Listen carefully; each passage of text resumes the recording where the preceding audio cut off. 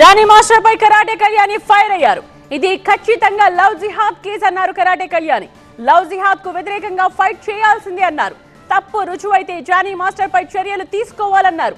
మతం మారితే పెళ్లి చేసుకోవడం ఏంటి అన్నాడు. బాధితురాలికి అండగా అందరూ ఉండాలి అన్నారు కరాటే కళ్యాణి.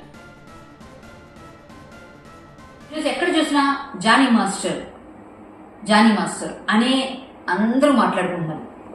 ఎందుకు మాట్లాడుకుంటున్నారు అంటే, ఒక అమ్మాయి తనతో పాటుగా డాన్సర్గా తనకు అసిస్టెంట్గా పెట్టుకొని, అలాగే ఆమె పైన లైంగికంగా దాడికి పాల్పడి, లవ్ జిహాద్ పేరుతో నువ్వు మతం మారితే పెళ్లి చేసుకుంటాను, నువ్వు నాతో సహజీవనం చేయడం కాదు పెళ్లి చేసుకోవాలి, నువ్వు నాతో పాటు కలిసి ఉండాలి అని ఆమెని అనేక విధాలుగా ఒత్తిళ్లు తెచ్చినట్టుగా ఆ అమ్మాయి చెప్పడం, ఎఫ్ఐఆర్ ఫైల్ అవడం కూడా జరిగింది. ఇదే జానీ మాస్టర్ గారు పేరు మోసిన డాన్స్ మాస్టర్ అవ్వచ్చు, ఇంకొకరు కావచ్చు, అనామకుడు కూడా కావచ్చు. అమ్మాయితో మీరు చేసిన పద్ధతి ఏదైతే, బిహేవ్ చేసిన పద్ధతి ఏదైతే ఉందో అందరూ సభ్య సమాజం అంతా కూడా తలదించుకోవాల్సిన పరిస్థితి.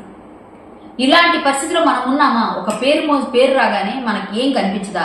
ఒకప్పుడు నెల్లూరులో మీరు డాన్సులు వేసేవారే స్టేజ్ల పైన, ఆ రోజు కూడా మీరు ఇలాగే చేస్తుంటే ఈ రోజు ఈ పేరులోకి రారు కదా. ఈ లవ్ జిహాద్కి ఏదైతే మీరు పాల్పడబోయారో దీన్ని అయితే తీవ్రంగా ఖండిస్తున్నానండి. నేను డైరెక్ట్ క్వశ్చన్ వేస్తున్నాను. ఒకవేళ మీరు తప్పు చేయలేదు అంటే, మీ వెనక ఎవరైనా రాజకీయ పార్టీలు కానీ ఖచ్చితంగా పనిచేస్తున్నాయంటే దానిపైన ఎంక్వైరీ వేయాలి. అది కూడా మేము డిమాండ్ చేస్తాం. ఎందుకంటే ఒక పేరు వచ్చిన వాళ్ళకి ఖచ్చితంగా బురదలు వేస్తారు. కానీ ఒక అమ్మాయి ఇంత ఓపెన్ గా వచ్చి చెప్తుందంటే దానిలో అర్థం లేకుండా ఉండదు కదా.